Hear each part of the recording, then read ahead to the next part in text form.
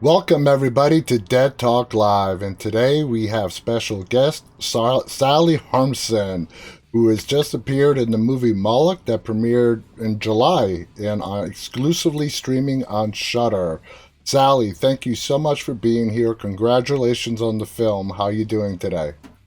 I'm doing great. Thank you so much. And thank you for having me. It is our pleasure to talk to you. I really enjoyed the film, like I told you before we got started. So let's get right into it. Moloch is a term that's referenced in the Old Testament of the Bible. Hmm. And it's condemned because it involves child sacrifice. So when you got the role of Beatrix, did you do any kind of reading on it whatsoever? Yes, I did. I did do some research, but like the story that we use in the film, or that the film is about, it's kind of a compilation of different folklore. Like it's yeah, indeed it comes from a figure from the Bible, but also there's like some Dutch tales involved, and it's kind of a mixture. And I think Nico kind of made his own, yeah, idea of it. Exactly, exactly. Now, you have done a wide variety of roles in you've played a very big spectrum of roles in your career. What is it like being the lead in a horror movie and carrying that burden where you are there like 95% of the time on camera? I loved it. I really, really love horror, and especially this film is like it's also a psychological thriller, so it has a lot of depth to it. And for me, that's very amazing as an actor to play like a character that really goes through so much, and also kind of evolves during the story. So for me, that was amazing, and I really liked that Amo, the DOP, like he made really strong choices with lighting and Mm-hmm. like the style. And I'm a real film nerd, and I really like it when there's like big decisions being made creatively, and everybody did that. So yeah, I was super Exactly. And excited. and one of the things that really stood out to me is how the movie, the beginning sequence, the scenes, ties in very well to the end and that sequence of events. You know what I'm talking about in the closet, the little girl in the closet. In the beginning, you're that little girl. Your character is that little girl in the closet. In the Yeah. end, it's your daughter that's in the closet. And I love how it went full circle. What were your feelings on how that was done? Yes, well, that's one of the things that for me really holds the terror of this film, because for me it really is about this inevitable things that you give the next generation as you become a parent, Mm-hmm. basically, and kind of pass it on whether you want it or not. And in this film, that kind of has the I don't want to spoil too much, I know. but You got to in this tiptoe around it. yeah, in this film it has a different form, but it is about that. It is about this doom that's it's just it's gonna happen one way or another, and you're gonna try to run from it, but it will just slowly happen to you. And yeah, for me that's terrifying. Now, And do you yeah, think that's the full circle that they make. do you think that Beatrix, after suffering that childhood trauma and she moves to New York, she sort of blocks it, represses it in her memory until she comes back to her hometown? I guess so. I guess she's trying to become a person of her own. She's trying to like start another life and not continue this line. Um, but one way or another, she is being called back basically, and she has to come home, and things happen, and yeah, then she has to take care of her parents, and she's tied to the place and tied to Exact. the house, to the family. Now, when we see Beatrix as an adult back at her hometown, how would you describe the character? She suffered tragedy. She lost her husband, and she ends up going back from New York to the Netherlands. What kind of state of mind do you think your character is in at that point? I think she is very much a survivor. So she is emotional, but not that much.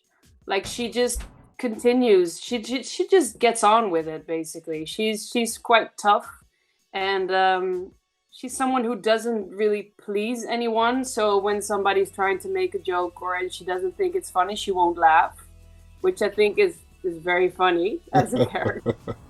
Very dry. But yeah, I think that would describe her the best. That she's really is a survivor, and she just gets on with it. She's not pitying herself, but she just yeah goes on with life. One of the big underthemes of this film is about a family curse that has been following your family, and that's the presumption. As we go through the film, and you shot the film, read the script, and whatnot. Do you think it really is a family curse, or is it a curse on the town itself? Oh, that's a good question. I think both. I think yeah.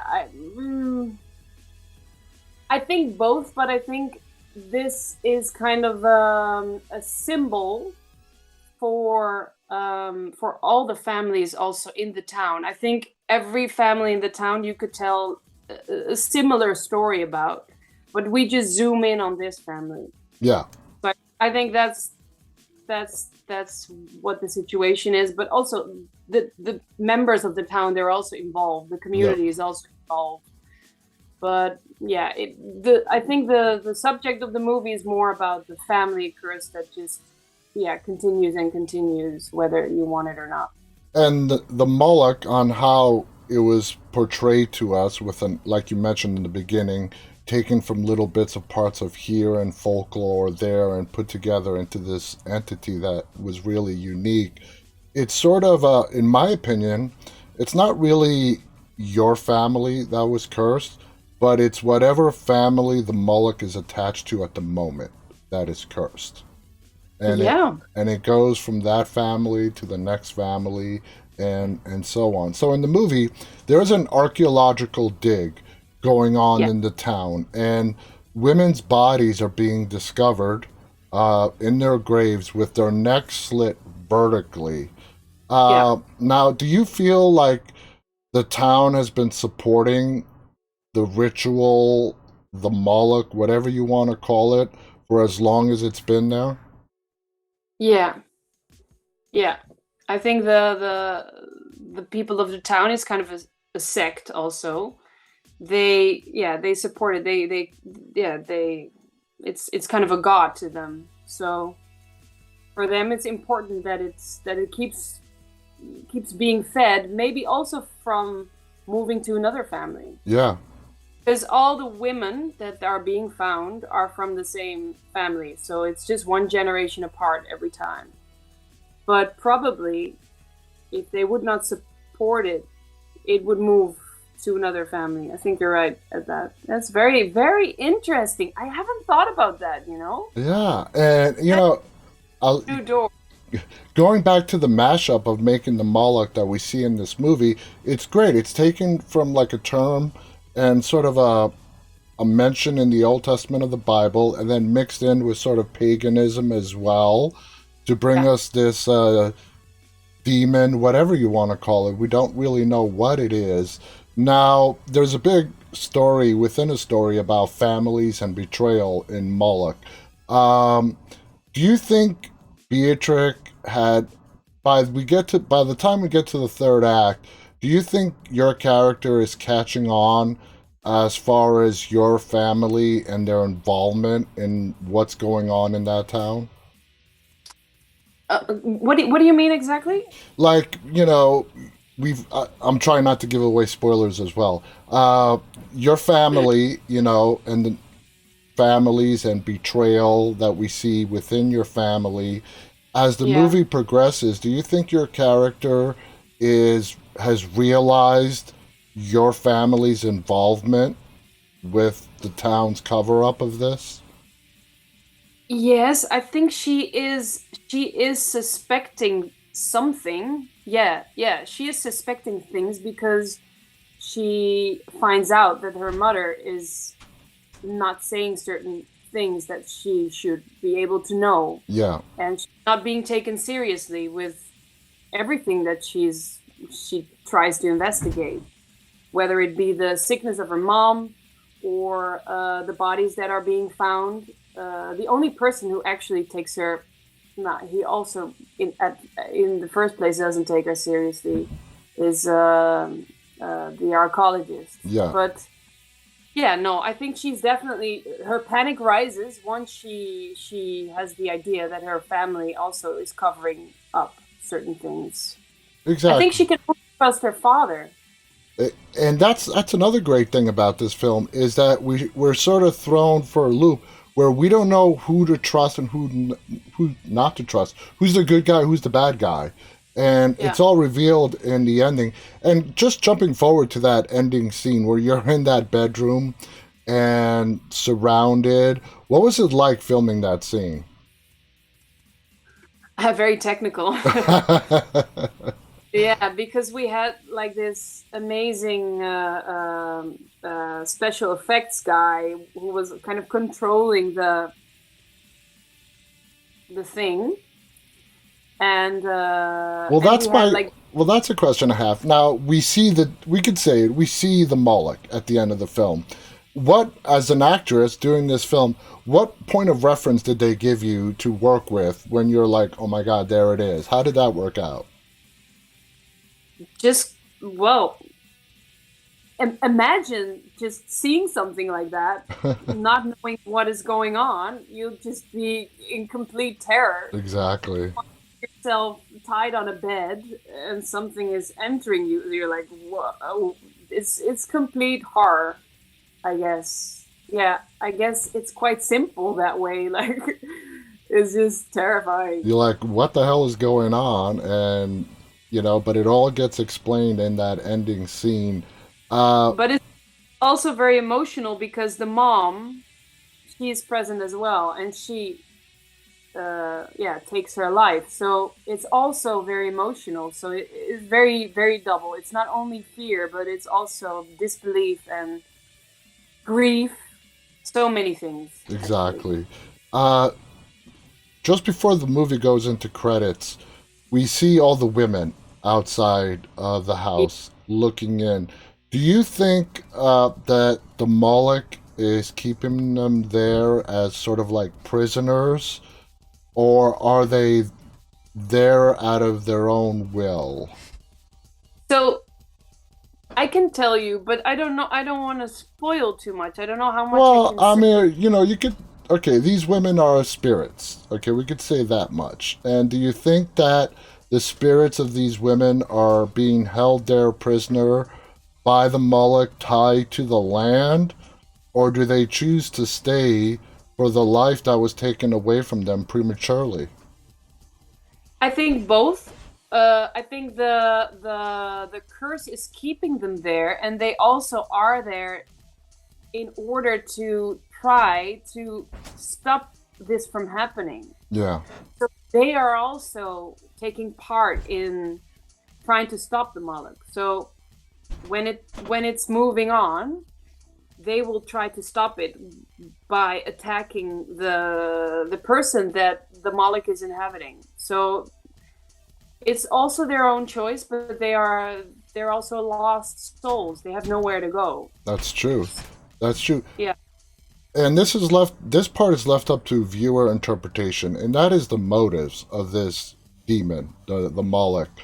Uh, we know that it wants children. It wants to be a part of children's lives. It wants to continue living through people. And it's really left up to the viewer's interpretation of what the motives are of this thing. What do you think its motives are? What does it want? Does it just want to be on Earth? Does it want to damage and devour and wreak havoc and destruction on families? What's your take on that? Yeah, it's very interesting. But I would lean more towards an idea of that it's not so much an entity of itself, but also a creation of the people and of the trauma that people go through. So it's also a symbol for something that's haunting you if you don't look at it. Yeah, emotions, negative energy, and Yeah. all that stuff. And it That's manifests. Yeah. how, that's the way I see it. But I think there are many different ways of viewing at it. You can also see it like as a separate entity within a story. But for me, it has a more philosophical meaning, I guess. No, it's very interesting to hear your take on it. Now, when you approach a character, in this case, let's go with Beatrix. Do you try to find some elements in that character that you can relate to help you get into that character? Yeah, of course. I will first of all, I always start with the material that I have, so with the script, and then I just try to study like the psychology of this person. Why is it doing certain thing? Why is it saying certain things, and why does one action or one thought leads to another action and leads to another situation? And once you really understand that, you can kind of tap into their vibration and kind of become the character. So for me, that is, it starts up very rational, and then I try to connect with it and try to fully grab it, understand the motives, and then yeah, then you can tap in. I And then love, sometimes like a physical thing that you want to add, the way she walks, or a certain tone of voice or something, but not always. Sometimes that's just yeah. extra. I love hearing how different actors approach how to get into character and and do their craft. I think it's amazing. Now you have worked on a lot of European, U.S. productions. For right now, where do you see the most opportunity for yourself? Is it in Europe? Is it in the United States? You've worked in both places. Where do you see the lay of the land right now? Interesting. For me, the most important thing is that I just want to make cool stuff. Yeah. Like whether it's here or in the US or in France, I don't know, whatever. I will go there and take part in the project. And I always want to discover new characters and make new things that I haven't done before. So I really like to step out of my comfort zone, and I love to transform, Mm-hmm. and with that understand different people and raise awareness of more empathy, Yeah. basically. Yeah. Totally. So I Uh, don't know. I'll see where where the it road leads. goes. Yeah, yeah. Exactly. Now, we're almost out of time, but I do want to ask you final question. You're starring in a bunch of upcoming projects, film and television. Is there any one particular project that you want to talk about and let people know that you're really excited about? Yes, there is one film. It's called Sea of Time, Mm-hmm. and it's about a young couple that travels the world in the late uh, beginning 70s. Travels the world on a sailboat. It's actually from a true story. And they have a little kid, and that little kid disappears. Mm. And this is actually a love story about how those two parents cope, how those two parents grieve, and how they try to stay together. Like it's really a love story, very like a big drama about how they try to save their relationship, their marriage, while dealing with this immeasurable grief in totally different ways. That sounds great. So yeah, it's a very beautiful film. It will be opening the Dutch Film Festival next week, so I'm pretty excited about that. Speaking of distributors, did you know right away that Moloch was going to was going to be a Shutter exclusive, or was that just not known until later on? No, that was a surprise, but Yeah, I'm very happy with it. exactly. I mean, Shutter is like part of AMC, one of the biggest studios out there. So, anyway, Sally, congratulations on the Thank film. you so Guys, if you have not watched it yet, it's available right now on Shutter AMC Plus. It's called Moloch. It stars Sallie Harmsen here. You will not regret watching this film. It will keep you on the edge of your seat. I want to thank our guest. I want to thank all our viewers, those who are tuning in live, and those of you who will tune in later on. Sallie, again, big thank you. On behalf of Sallie and myself, guys, stay safe and stay walking. Bye bye. Thank you. Bye bye.